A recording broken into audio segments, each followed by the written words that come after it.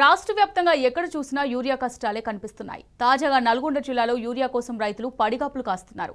నార్కట్పల్లి మండల కేంద్రంలోని పీఏసీఎస్ కార్యాలయం ముందు యూరియా కోసం రైతులు బారులు తీరారు.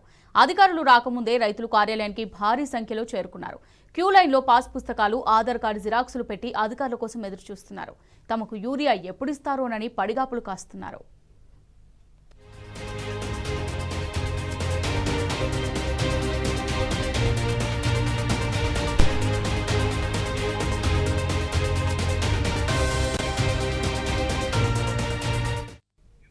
దీనికి సంబంధించి మరిన్ని డీటెయిల్స్ నల్గొండ నుంచి మా రిపోర్టర్ రాము అందిస్తారు. రాము,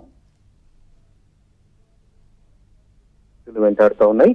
వారం రోజులుగా యూరియా బస్తాల కోసం వేకోజా నుంచి పిఎస్సిఎస్ కేంద్రాల వద్ద, డిసిఎంఎస్ కేంద్రాల వద్ద ఆగ్రోస్ సంబంధించినటువంటి కార్యాలయాల ముందు కూడా రైతులు ఎక్కడికక్కడ కూడా పడిగాపులు కాస్తా ఉన్నారు. వేకోజా నుంచి లైన్లలో బారులు దిగుతా ఉన్నారు. లైన్లలో చెప్పులు పెట్టి, ఆధార్ కార్డులు పెట్టి వాళ్ళు యూరియా కోసం తాపర్త పెడుతున్నటువంటి పరిస్థితి, అవస్థలు పడుతున్న పరిస్థితి నల్గొండ జిల్లా వ్యాప్తంగా కూడా నెలకొంది. ప్రధానంగా నాగార్జునసాగర్ ఆయకట్టు కింద పుష్కలంగా ఈసారి పంటలు బండాయి, వర్షాలు కూడా బాగా పడుతుండడంతో ఎరువు అనేది ఎక్కువగా అవసరం వచ్చింది. ఒక్కొక్క ఎకరానికి 5-6 బస్తాల యూరియా వేయాల్సి ఉండగా ఆధార్ కార్డుకు ఒకటి మాత్రమే యూరియా బస్తా ఇస్తుండడంతో రైతులు విధులైన పరిస్థితుల్లో మళ్ళీ ప్రైవేటుగా వందల రూపాయలు వెచ్చించి ఆర్థికంగా నష్టపోతూ ప్రైవేటు డీలర్ల వద్ద కొనుగోలు చేస్తున్న పరిస్థితి కూడా నల్గొండ జిల్లాలో నెలకొంది.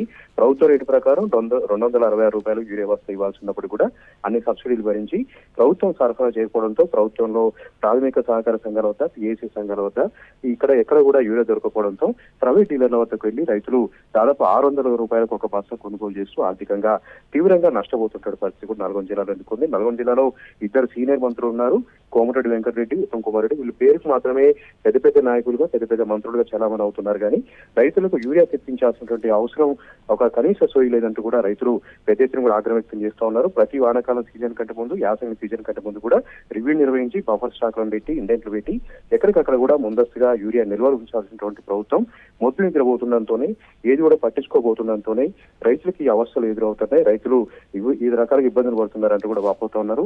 లైన్లో నిలబడేటువంటి రైతుల పరిస్థితి మరీ దారుణంగా ఉంది. సమస్యలు పడిపోతా ఉన్నారు. వాళ్ళు కనీసం ఎలాంటి నీళ్లు నిప్పులు లేకుండా రెయిన్ బౌలు కూడా అక్కడ పడిగాపులు కాల్సిన పరిస్థితి కూడా మన నెలకొంది. వాళ్ళైతే శాపనార్థాలు పెడతా ఉన్నారు.